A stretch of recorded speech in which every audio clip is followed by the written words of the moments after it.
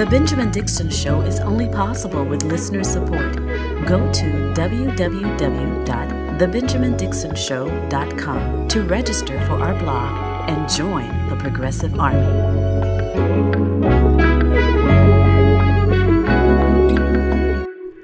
Today is Wednesday. It is September 2nd, 2020. Thanks so much for joining me. I want to begin with these new talking points from the conservative movement, Republican Party, as it pertains to COVID-19. It is to the point now that because there was only a small subset of the number of people who have died of COVID-19 died without the existence of a comorbidity or a pre-existing condition. They are now saying that coronavirus isn't really that deadly. And that it is a shame that we're at the point where we are shutting things down when only, about 10,000 people died of COVID-19 without any pre-existing conditions, any comorbidities. I'm going to pull up a couple examples of people saying this. I'm also going to play a clip of Dr. Fauci debunking this. But I think it should just be said at the very beginning of our conversation. That young person in their 30s who had hypertension very well could have lived into their 90s with medication. But because they got COVID-19, they died. The disingenuousness of conservatives as it pertains to these lives goes beyond the absurdity of their disingenuousness. It goes into a level of sociopathy, a level of uncaring and unconcerned, a level of being a death cult that I think really should alarm us, because they are willing to sit by and watch hundreds of thousands, if not millions more, die with no regard to the fact that they could have lived a lot longer. And the way they justify it is say, oh, well, if they hadn't been sick, if they hadn't been obese, like most Americans are, if they hadn't had blood pressure, like many Americans have, if they didn't have diabetes, like probably all of their constituents have. Like, it's not as though all of these pre-existing conditions that exacerbate the effects of COVID-19 don't exist already in the conservative party, in the Republican Party, in the conservative movement. It's just that there's this one added thing to it that makes them very clear about the fact that all lives don't matter. Only some lives matter to these people. The added element is that the concentration of deaths is occurring in black communities, black and brown and indigenous communities. It's not hitting white communities as much because of the number of black people and brown people who are in these poor communities that must go to work because our government hasn't given any type of supplement. That are essential workers keeping the grocery stores open. There's a story of a young woman who died of COVID-19 and all she was getting to risk her life and to ultimately lose her life was $2 more on top of her minimum wage at a grocery store. And so because there's a concentration of deaths that are happening in black, brown, and indigenous communities, this helps them explain, it helps them engage in this disingenuousness. But I will talk about this a little bit more. Let me first play the clip of Dr. Anthony Fauci explaining. And I don't know why it's necessary, but it is necessary. It's necessary. Well, I guess I do know why it's necessary. It's necessary because Republicans are paid good money to obfuscate the situation, to give propaganda, to give voice to propaganda that helps keep Donald Trump in power. And the saddest thing about this is not just conservatives and white folks that are doing it. I first found out about this because some black folks on my timeline, Facebook timeline, shared it, and they're like, see, this is all a hoax. So it's not just white conservatives that are actively using this propaganda, knowing that it's going to get more people killed. It's the fact that so many people are falling for this bullshit. Take a listen to Dr. Anthony Fauci. Johns Hopkins said that the U.S. has 6 million COVID cases, over 183,000 deaths here in the United States. So can you explain why the president would retweet a theory that suggests only 9,000 people have died of COVID-19 here?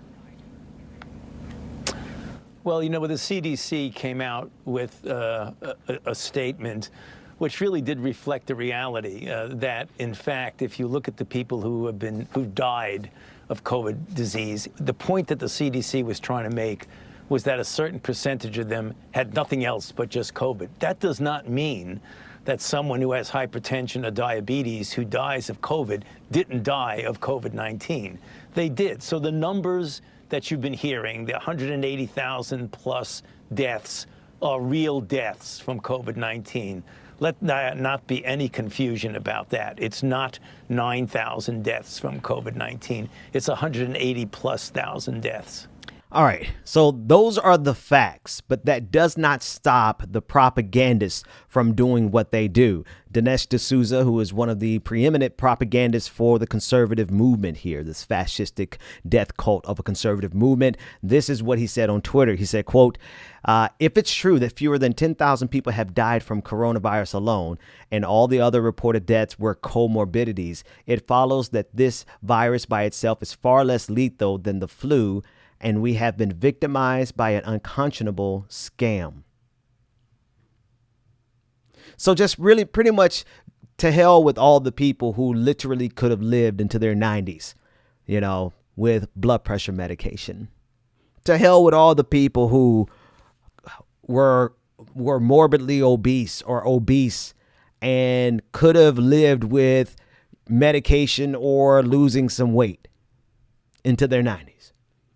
To hell with everybody basically in this country, because the majority of this country is overweight, stressed, hypertension, diabetes. We all have those basic comorbidities because it's a very lucrative market to feed us all of these processed foods that they feed us. I mean, it's very addictive, right?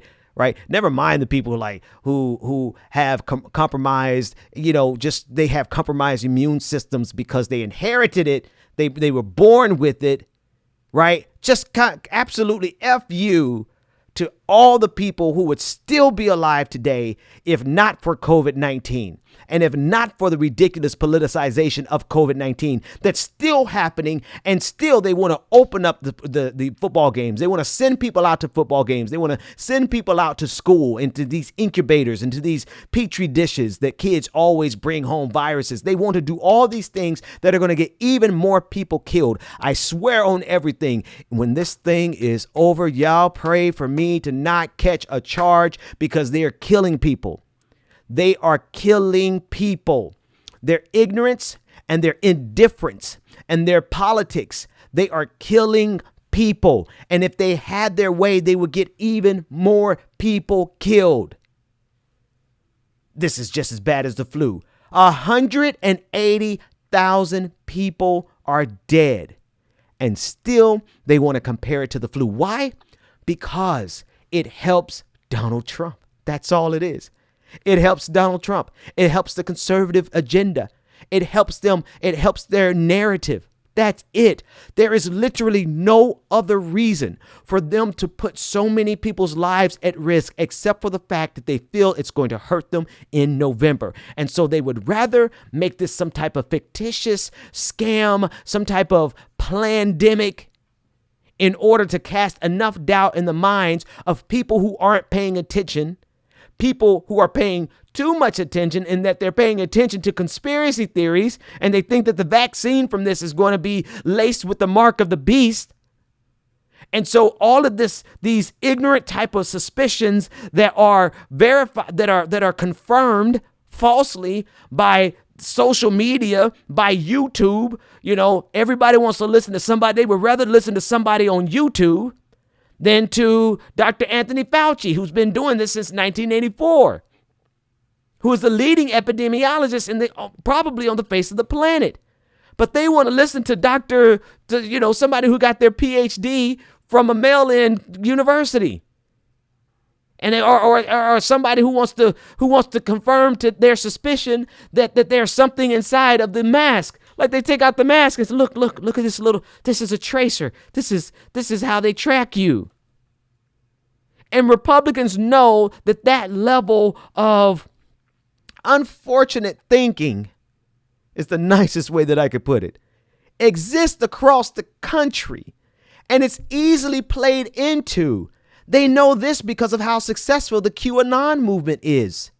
And they knew that all they have to do is continue to sow this doubt and this disinformation, this misinformation into the national conversation. And we could be where we are now, where people don't believe that this many people have died, that 180,000 people have died. A lot of these folks don't even believe that number is right. And now the rest of them are saying, oh, well, now who cares because they died of a comorbidity. They died really of diabetes. They really died of a heart attack because they had high blood pressure. Never mind the fact that every single one of those people who died would be alive right now if not for COVID-19. I've been trying to clean my show up a whole lot because I have a lot of people, a lot of children who listen to my show, and a lot of people from my church days. But I'm sorry. Absolutely fuck every single one of these sick, twisted shit. I mean, y'all pray for me, because when they put people's lives at risk and they actually start getting people killed, that raises the ante for me. And this is not just politics. This is life or death.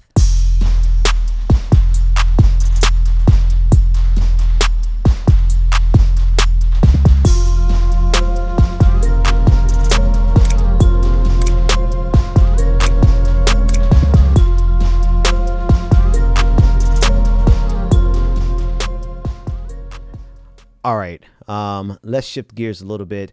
I want to talk about an interview that I did last night. I'm bringing some solutions. People always say, well, Ben, what do we do? Most of the time I'm like, I don't know what you should do. You got to do what you're going to do. Like, I'm just telling you the problem. I'm not an organizer.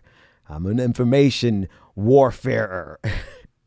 But I did an interview for TYT last night with David Becker, who is the executive director for the Center for Election Innovation and Research. And we spoke specifically about mail-in voting. That interview is going to air tonight on just before the TYT main show. So if you want to see the full interview, please do. But he pointed out a couple of things that I have not said on my show that I think needs to be said to help the situation. Specifically the one I talked about yesterday, where Axios went into detail about the possibility that Donald Trump could have the appearance that he won in a landslide on election night. And because of mail-in ballots, the actual result would show that Joe Biden won. I said the number one thing that we could do is prepare, make sure that the media understands this, make sure that people have the expectation not to expect their results on election night. Here's a different solution, which is pretty much like no duh. Once you hear it, you're going to be like, yeah, no duh, but it bears repeating. So a couple of things. One, he said that he has spoken to so many election supervisors across the country. He didn't say he spoke to them all, but he said he spoke to a whole lot of them all across the country. And they wanted to assure people the efforts that they're going through to make sure that people can vote safely. The number one thing that they're doing is making sure that there is more space in between every election booth, voting booth, than ever before. It's going to be more than 6 feet. They're going to maximize the amount of space that they can get between every single voting booth. The second thing is that they sanitize after every person that goes up. They're going to be sanitizing after every person that goes up. The third thing is if you are voting early and you have that same kind of protocol, he said that it is safer, or just as safe. Nope. I don't want to put words in his mouth. He said it is safer to go vote in these type of conditions than it is to go to the grocery store. So if you have been brave enough to go in a grocery store, which I have not been, I'm not even gonna lie, I have not stepped foot in a grocery store since February 27th, when I started quarantining. If you have been going to a grocery store and you found it to be safe enough for you to continue to do, he says that this is going to be voting in person, especially voting early, is going to be safer than going to a grocery store. All right. That was news for me, and I felt like that bore repeating. Whatever. Don't care. The second thing is the thing. He said, if you are voting by mail, he said, we naturally have a propensity to always wait to the last minute and get everything in before the deadline. He said, forget about the deadline.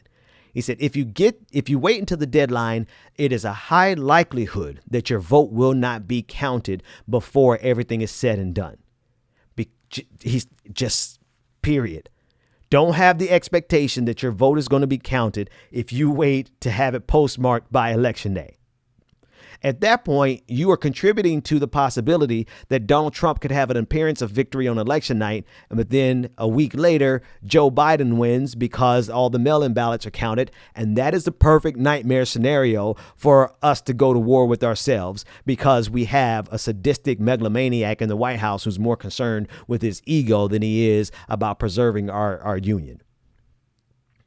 So, forgetting about these deadlines, order your mail-in ballot now. Return your mail-in ballot the same day that you get it. Do not let it sit around. Don't let it collect dust. The day you get it, return it. And if you return it, he said that most supervisors of election offices have drop boxes, or you could drop it off directly in those offices and get some type of certification that you dropped it off. And if you do that, then in some states, they will begin processing your ballot even before. They don't count it, but they process it before election night. And then on election night, the morning of election, they have already processed them. Now they can count them. And then that way, your mail-in ballot will be counted at the same time as everybody else's ballots. So spread the word as far and wide as you can, because the last thing that we need, the nightmare scenario where I can absolutely see Donald Trump undermining our union to the point where we don't return from a complete breakdown of society, like checkmate in terms of America's history. Donald Trump would be the last president of the United States because his ego is such that he will sit back and tweet while this nation burns, all for the purposes of satiating his ego. To avoid that, mail in your ballot, return your ballot now. It's September. Return it now. Order it now. Return it the day that you get it. And if you vote in person, vote early. And be assured that the supervisors of elections are making sure that every single precinct is taking necessary precautions to maximize the space, especially in the cases of the NBA arenas that are going to be used for voting. They are going to have the maximum space possible between people. So there you go. I just wanted to make sure that I brought you some solutions to the potential nightmare that we have coming around the bend. This is how we prevent that nightmare. The Benjamin Dixon Show is only possible with listener support. Go to www.thebenjamindixonshow.com to register for our blog and join the Progressive Army. Welcome back, everybody. I want to pull a headline up on your screen, and this is a headline from 1964. On the front page of the New York Times on this day, September 2nd, 1964, Wednesday, September 2nd, 1964, the New York Times was reporting on the acceptance speech of Robert F. Kennedy. But I want to read what's to the left, right to the left of that headline, where it discusses Gilligan cleared by grand jurors of killing of boy. A panel refuses to indict in shooting of Negro. Police inquiry will continue. And I want to read a portion of the text to show you just how much things have not changed in 56 years. A New York County grand jury reported yesterday that Police Lieutenant Thomas R. Gilligan, who shot a 15-year-old Negro boy last July, was not criminally liable for the killing, the slaying of the youth James Powell in front of a building at 215 East 76th Street, touched off rioting and looting 2 days later in Harlem and then in Brooklyn's Bed-Stuy section. The grand jury cleared Lieutenant Gilligan of any wrongdoing and refused to indict him after holding 15 meetings at which 1,600 pages of testimony were given by 45 witnesses. Much of the testimony was contradictory. September 2nd, 1964 could be September 2nd, 2020. The same shit is happening. Same shit, different year. It's been happening. It's been happening that we refuse as a country to hold police accountable for killing black people because this country believes in the inherent criminality of black people. They'll never admit it. They'll deny it. They'll say, oh, I'm not a racist. I've got black friends. I married a black person. I've got biracial children. They'll come up with all these excuses. It's not possible for me to be a racist. You see, I gave a scholarship to all these little Negroes. I'm sorry, those black people. Right? We go through all these hoops. But at the end of the day, this headline could have been written today with one exception. The politically incorrect usage of the word Negro. So if you want to know what's changed since 1964, is that they can't call you a Negro anymore, but they can still shoot you and get away with murder. Progress.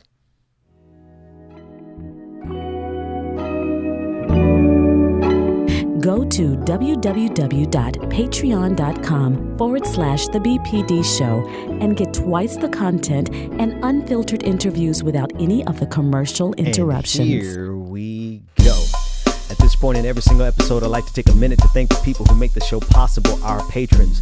Very special welcome to Margarita Beard, the man Chris, Matt, Jessica Byrne, JCP, Nisha Cooley, Joseph Patrick, Ben Romer. Thank you all so much for becoming patrons. Wait a minute. Jay Mez, Renee White. Thank you so much for becoming a patron. Derek Wright and Maggie May, thank you so much for becoming patrons. You too can become a part of this prestigious and prodigious patron family by going to patreon.com/The BPD Show, where you get twice the content, uncut, unfiltered, unedited interviews, none of the commercial interruptions, and you give me the ability to speak power into the powerless, whether the powerful like it or not.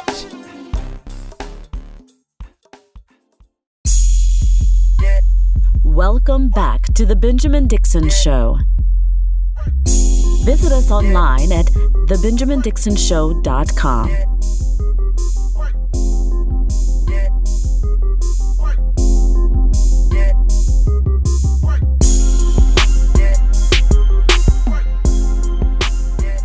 I want to bring up a tweet on your screen from some guy. I don't know who this guy is. West Coast Zoe made an observation that I feel is worthwhile discussing.